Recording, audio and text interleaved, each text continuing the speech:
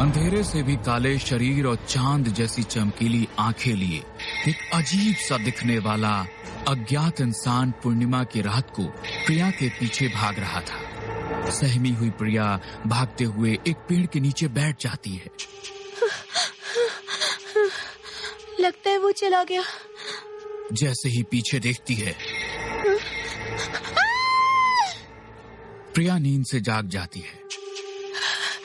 फिर वही सपना, फिर वही काला इंसान। प्रिया की नजर सामने दीवार पर टंग रही घड़ी पर पड़ती है। घड़ी में रात के 3 बज रहे होते हैं।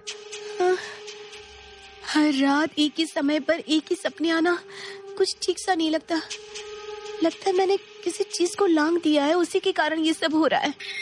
कल मंगलवार भी है, एक बार मंदिर चली जाऊंगी, जो कुछ भी होगा खत्म हो जाएगा। यह सोचकर प्रिया सो जाती है। प्रिया ग्रेजुएशन कर रही एक आम लड़की थी। प्रिया का स्वभाव भी हंसमुख था। घर पर भी सब कुछ अच्छा था, पर आजकल कुछ दिनों से उसके जीवन में अलग ही हादसे हो रहे थे। पर ऐसा क्यों, यह वह भी नहीं समझ पा रही थी। रोज की तरह प्रिया अपने कॉलेज के लिए निकलती है। बड़ा सुहाना सा मौसम हो गया है नहीं प्रिया? लग ही नहीं रहा कि गर्मी के दिन आने वाले हैं। मुझे तो लग रहा है कि मुझे वापस से ठंड के कपड़े निकालने पड़ेंगे। मने ठंडी गमती न थी। क्या? कौन सा गमछा? क्या कहा तुमने? क्या कहाँ कुछ कहा मैंने? तेरे कान बज रहे हैं। चल कॉलेज चल। इस बात पर ध्यान न देती हुई प्रिया कॉलेज चली जाती है। पूरा दिन रोज की तरह ही गुजरता है।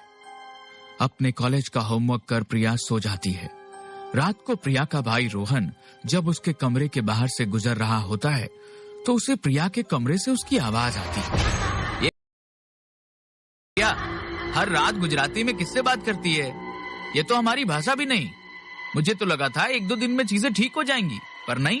अब मैं और इग्नोर नहीं कर सकता। गुस्से में रोहन अपनी माँ के पास जाता है और अपनी माँ को उठाकर प्रिया के कमरे के बाहर लाकर खड़ा कर देता है।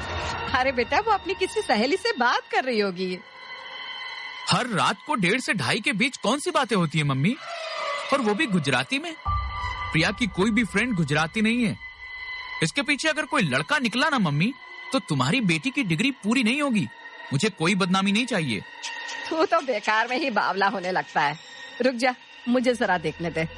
दरवाजे के छेद से सीमा अंदर झांकती है और वह क्या देखती है कि उसकी बेटी अपने पैरों और हाथों के बल उल्टी होकर बिस्तर पर आधा सर्कल बनाकर कुछ बड़बड़ा रही है।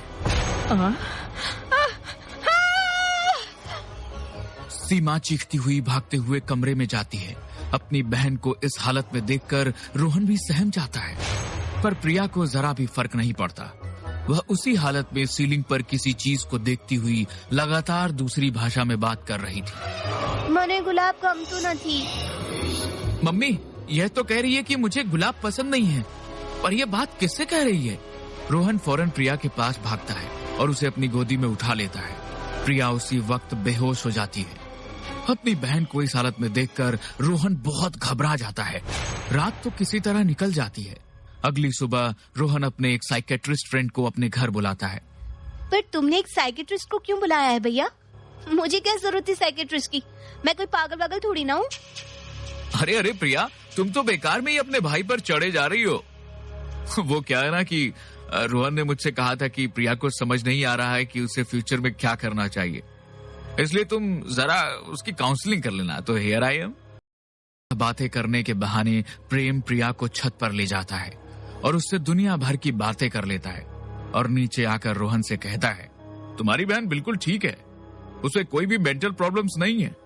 मुझे तो ये कुछ और ही लग रहा है। तुम्हें याद है वो हमारा दोस्त तुषार, आजकल कुछ टेलीपैथी और हीलिंग पर काम करता है। हो सकता है वो ध्यान लगाकर यह पता कर सके कि तुम्हारी बहन को हुआ क्या है।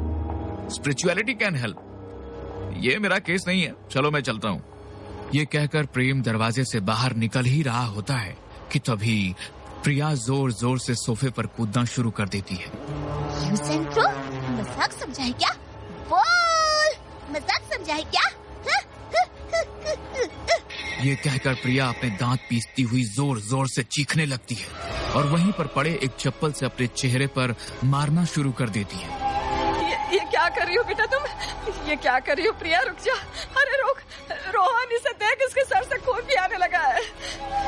प्रिया गुस्से में वहां खड़े सभी लोगों को गंदी गंदी बुरी गालियां देना शुरू कर देने लग जाती है।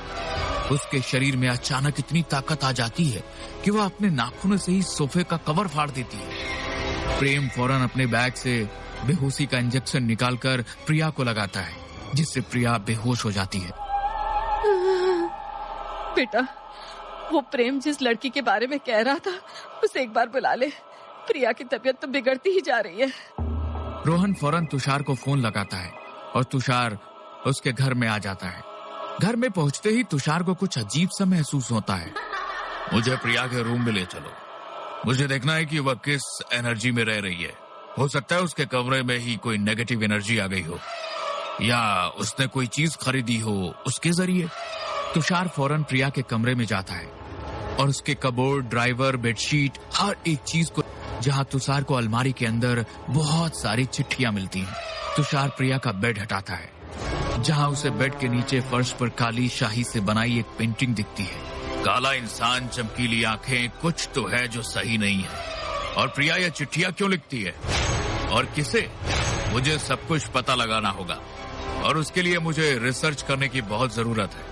कमरे से बाहर आकर तुषार प्रेम से कहता है, प्रेम, मुझे कुछ चीजों पर रिसर्च करने की जरूरत है।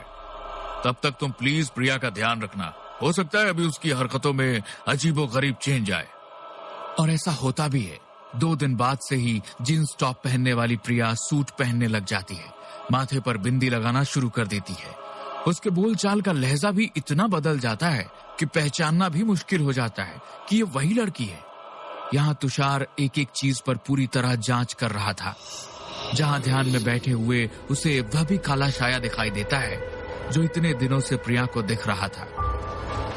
मैं प्रिया नहीं जो तुम्हारा असली रूप देखकर नींद से जाग जाऊं। मैं ध्यान में हूँ, मुझे ले चलो वहाँ जहाँ सच्चाई है। और उस काले इंसान के पीछे जाकर तुषार सब कुछ देख लेता है। 1 हफ्ते बाद तुषार वापस लौटता है। रोहन, मिताली कौन थी? मिताली? मुझे तो नहीं पता। मम्मी, क्या बोल रहे हो तुषार तुम? मिताली के पीछे एक साया को छोड़ा था ना तुमने, ताकि वो तुम्हारे प्यार में मदहोश हो जाए। और उस जादू के कारण मिताली पागल खाने तक पहुंच गई। अपनी ओर खींचने के लिए तुमने उसे पूरी तरह पागल कर दिया। उस साय को तो घर चाहिए था, शिकार चाहिए था। तुम्हारी प्रेमिका ना सही तो तुम्हारी बहन सही। कोई मुझे बताएगा कि ये सब क्या हो रहा है? कौन है मिताली? कौन सा काला साया? तभी प्रिया ट्रे में चाय लेकर आती है। उसे देखते ही सब चुप हो जाते हैं। सीमा चाय का कप उठाने ही जाती है कि तभी प्रिया कहती है, ना ना ना ना, ये रोहन के लिए है। रोहन को चाय देकर प्रिया अंदर चली जाती है। चाय पीते पीते रोहन शुरू करता है अपनी दास्तां। मिताली मेडिकल की स्टूडेंट थी, मेरे कॉलेज की पहली लड़की जिसने मुझे भाव नहीं दिया। पर मुझे तो मिताली चाहिए थी। मैंने उसे प्रपोज कर दिया, पर उसने मेरी कंप्लेन लगा दी। फिर मैंने दूसरा रास्ता अपनाया, दोस्ती की उससे, पर फिर भी वो नहीं मानी। जैसे आजकल प्रिया बातें करती है उसी तरह बोलती थी मिताली भी। पर उसे पाने की चाह में मैंने उस पर जादू करवा दिया। एक काला साया उसके पीछे छोड़ दिया। ऐसा वैसा नहीं, इतना ताकतवर, वो अपने काम को कभी अधूरा नहीं छोड़ता। पर न जाने क्या हुआ, मिताली मेरे पास आई ही नहीं। वह काला साया न जाने कैसे इस बार अपना काम नहीं कर सका था। मिताली शहर छोड़कर चली गई और कुछ दिनों बाद उसका नंबर भी बंद हो गया। शायद तुम्हारी बुरे कर्मों का नतीजा है जो तुम्हारी बहन के साथ ये सब हो रहा है। मिताली मर गई और प्रिया के शरीर को उसने अपना घर बना लिया और साया मिताली के पीछे प्रिया तक आ गया है। मिताली को तुमसे बदला लेना है तो वह प्रिया को कुछ नुकसान नहीं पहुंचाएगी, पर वह साया प्रिया को मार देगा। तूने किसी की बेटी का जीवन बर्बाद किया बेटा, तो आज तेरी बहन की जिंदगी बर्बाद होने को आ गई। तो अब कोई रास्ता नहीं? रोहन अपनी बात पूरी भी नहीं करता कि उसके मुंह से झाग आने लग जाता है और वो वहीं दम तोड़ देता है। यहाँ जैसे ही रोहन का शरीर दम तोड़ता है, कमरे से प्रिया पहले की तरह ही कपड़े पहनकर बाहर आ जाती है। ये अचानक भैया को क्या हो गया? भैया के मुंह से झाग क्यों आ रहा है? साया को अपना शिकार मिल गया। मिताली का बदला पूरा हो गया। उसने प्रिया के हाथों अपने कातिल को मरवा दिया। इस दिन के बाद मिताली आजाद हो जाती है और मिताली की जिंदगी को बर्बाद करने वाले मौत की सजा मिल जाती है और प्रिया पूरी तरह ठीक हो जाती है।